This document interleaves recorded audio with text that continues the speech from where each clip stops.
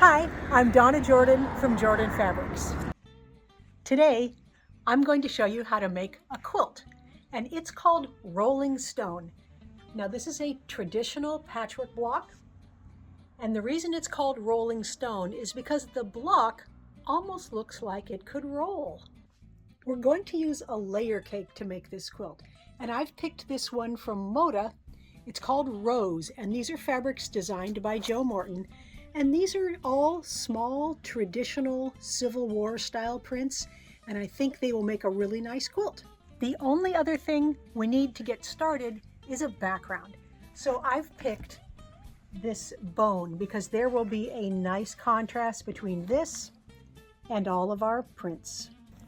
All right, we need 35 of these layer cake squares. All of them will look good. So I'm simply going to use almost all of them, and if I come to something where there's a duplicate, I'll set that one aside. Once you have all your squares picked out, it's time to cut them. Now every square gets cut exactly the same way. So I've made a diagram here. Now this is a free pattern that we're offering, so this will be included in the free pattern. But basically you're going to take your layer cake square and cut a 4-inch piece off, and then cut a 4-inch square, couple of rectangles and a couple of little squares. Then we're going to have this left over. We're going to cut some 3-inch squares, a couple more rectangles, and there's very little waste.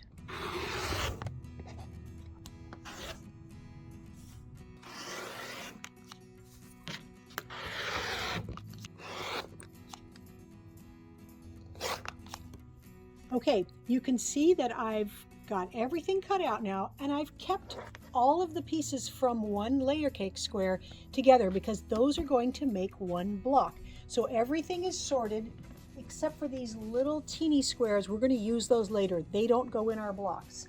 Now we're ready to cut some background. The background just gets cut into 2 different sizes. We need some 2 3/4 inch squares, and then we need some rectangles that are 2 1/4 by 4, and all those numbers are in the free pattern. So if you're going to make this, I recommend that you print out the pattern so that you can follow those sizes as you're cutting.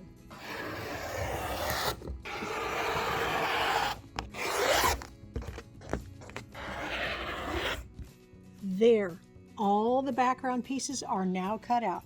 And you can see I've already laid them on top of the layer cake pieces. So each one of these stacks, we've got the layer cake pieces for one block, and now we've got 4 rectangles and 16 triangles, and we can take this over to the sewing machine and start sewing our block. Let's start with these rectangles here. We're going to take the background ones and the printed ones, and we're just going to sew them right sides together along one long edge. So you can chain piece them if you like. It saves having to trim a lot of threads and keeps your sewing neat. The seam allowances will get pressed toward the darker fabrics. I'm just going to open it up, press it a little, and that will help that seam allowance stay the way we want it to go until we get it back to the ironing board.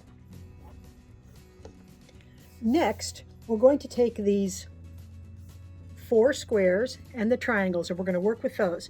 So take one of your triangle pieces and put your square right side down on top of it, and you want to center it. Now it's pretty easy to center it. You just want to have this be the same size as that. It's small enough that you don't have to mark it or anything. You just have to set it in the center and then sew it on using a 1/4 inch seam allowance. And do that with all of these. Again, I'm just going to chain piece because it makes my sewing a lot less thready, a lot less threads to trim.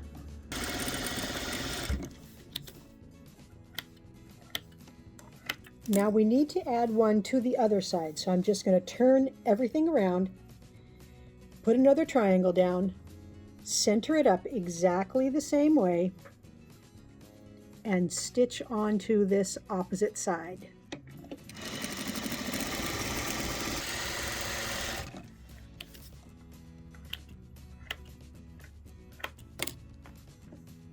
Next step is you have options. You can either take these over to the ironing board and actually iron those triangles to the outside, or you can finger press. I tried some practice blocks. I did it both ways. Seems to take about the same amount of time both ways. Just be careful if you're going to finger press that you don't stretch it, because this will stretch. You don't want to pull it out of shape. Just run your fingertip or your fingernail along that seam. Now we're going to add more triangles. So I do this on the right side. So I'm going to put this on top of here. And again, the same amount on the top as on the bottom. It's pretty easy to center up and stitch using that 1/4 inch seam.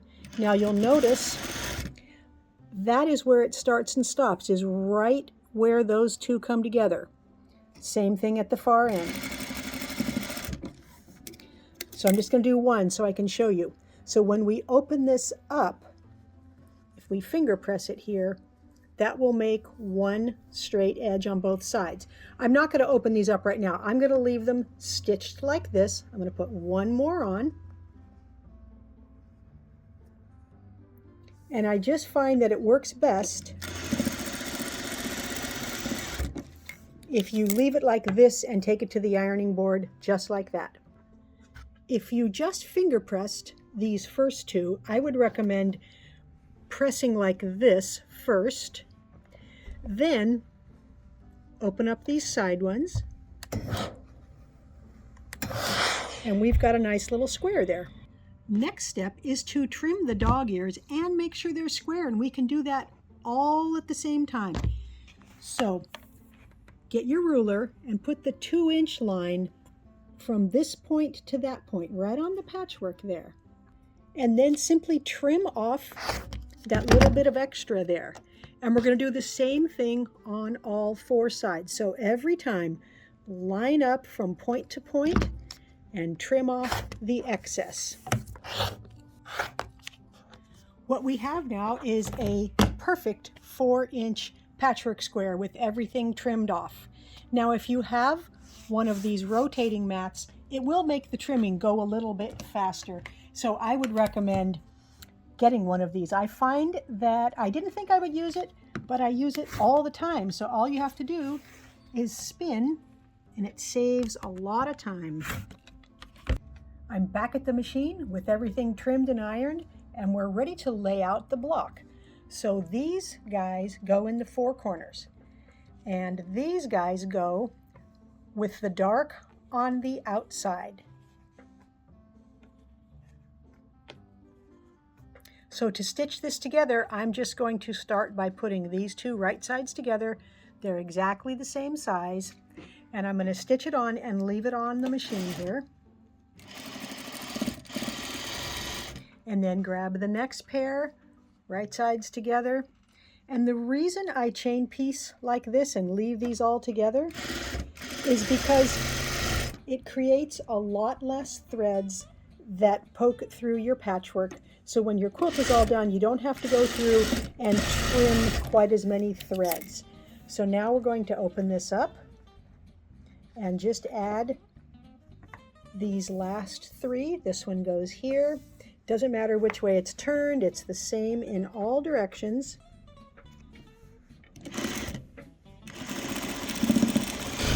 There's the 3rd one in that row. So the rows are stitched now, and for finger pressing, we want to stitch this top row toward the center. That is really the way it wants to go. So I always try to press my patchwork the way it wants to go. Now the middle row, we want to do the opposite. So it's going toward the outside. And then the last row, again, toward the center. Now the only intersections we have to match are these ones right here, but it's very easy because our patchwork is pretty accurate.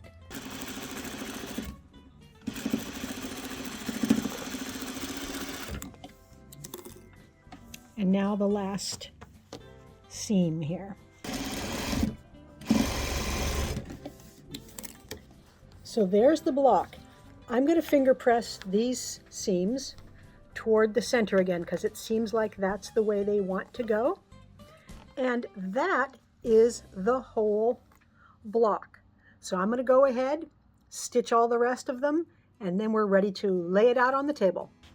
All the blocks are done, so we can get a good idea of what the quilt is going to look like. There are options here, so you could put these blocks right up next to themselves like this. But I think that they will actually look better, each block individually, if we leave some space between them and add some sashing and cornerstones. So let me lay this part out and then I'll show you that. There. The sashing, I've already cut it out. This is going to go between all of the blocks.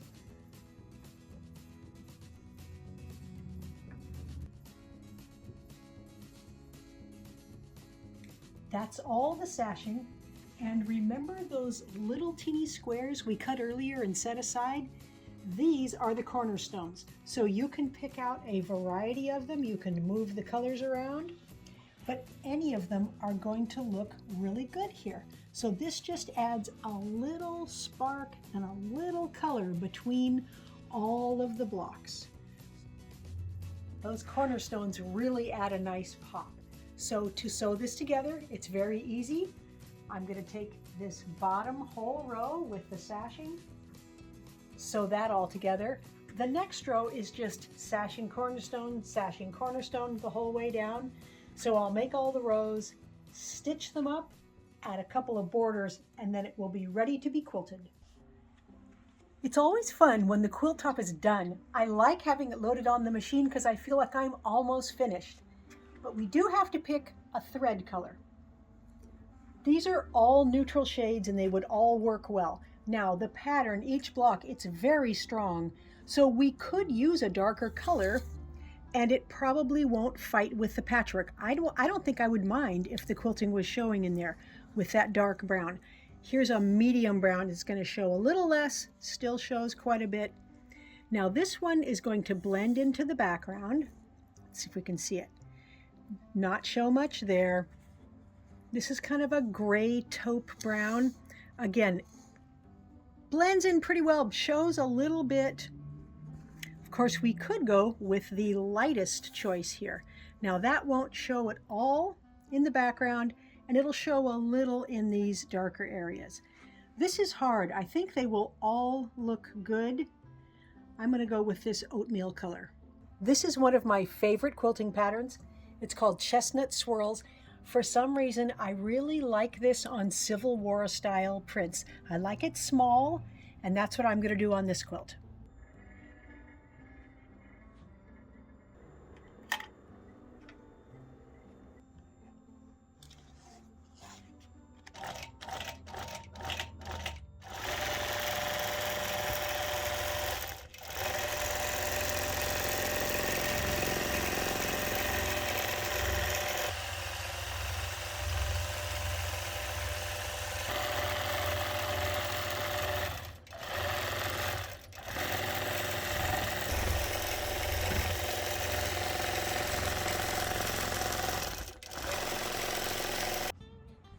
The Rolling Stone quilt is all done, and you can really see each one of the blocks, which I love. So each one of these, remember, was made from a layer cake square, and each one looks complete and round because we've got them separated with the sashing and these little teeny cornerstones.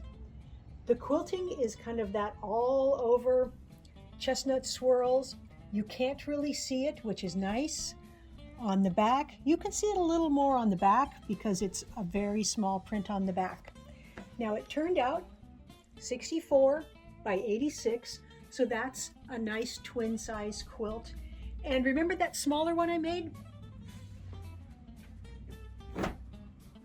This was the other color. So this is made with just 20 squares, so it's half as big. And you can see the difference here. These that don't have much print in them, they are very dramatic. These that have a lot of different colors, the pattern doesn't show as much, but the color blend is still really nice. So I would love to know which quilt you like better. The nice, bright, multicolored one here, or this one that's made with the reproduction old-fashioned prints. So you can leave me a comment below and let me know which quilt you like better. Thank you for watching our video today. We hope you enjoyed it. Now we're going to have a giveaway. We're going to give away 2 table runners. This first one here, we showed how to make it in a video. It's called One Fabric Wonder, and it's just made with one fabric, a fabric that had kind of an ombre effect. The second table runner is this curvy log cabin.